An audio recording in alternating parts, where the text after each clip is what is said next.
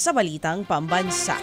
Kinondena ng iba't ibang bansa at organisasyon ang panibagong pagbangga at pambomba ng tubig ng China sa mga barko ng Pilipinas. Ayon sa Japan, nalagay sa alanganin ang kaligtasan ng mga sakay ng barko ng Philippine Coast Guard, the Bureau of Fisheries and Aquatic Resources o BFAR dahil sa patuloy na pangaharas ng China.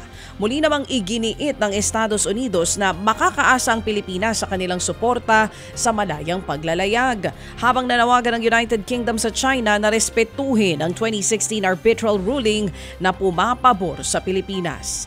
Ang giit naman ng European Union, malinaw na labag sa international law ang iba't ibang paraan ng pangaharas ng China katulad ng dangerous maneuvers, pambobomba ng tubig at pagkabit ng floating barriers sa mga teritoryo ng Pilipinas.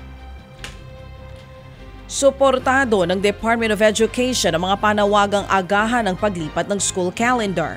Sa panayam po ng programang ito, sinabi ni DepEd Deputy Spokesperson Francis Bringas na hinihintay na lamang nila ang tugon ng Pangulong Bongbong Marcos Jr. sa kanilang rekomendasyon. Isa raw sa mga pagpipilian ang pagbalik ng pasukan sa Hunyo sa school year 2025 o 2026. Nauna nang nanawagan ng Teachers Dignity Coalition at ang iba pang grupo na ibalik sa dati ang academic calendar dahil sa matinding init ng panahon. Makailang ulit nang nagsuspinde ng face-to-face classes ang DepEd nitong mga nagdaang linggo dahil pa rin sa mataas na heat index o damang init.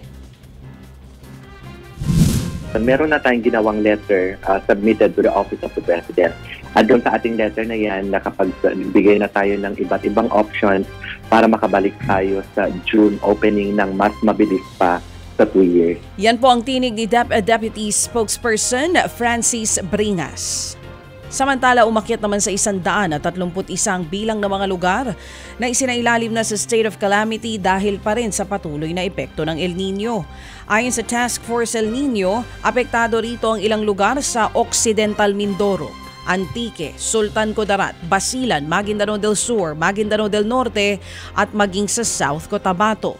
Pumalo na rin sa 4.39 billion pesos ang halaga ng pinsala ng El Nino sa ating agrikultura.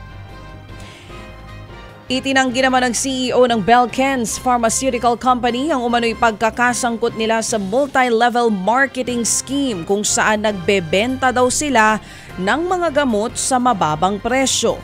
Sa pagdinig sa Senado kahapon, pinabulaanan din ni Belkens CEO Dr. Luis Raymond Go na binibigyan nila ng komisyon ng mga doktor para i-prescribe ang mga gamot ng Belkens. Napaulat kasing nagbibigay daw ang kumpanya ng magagarbong sasakyan at gamit bilang incentive sa mga doktor.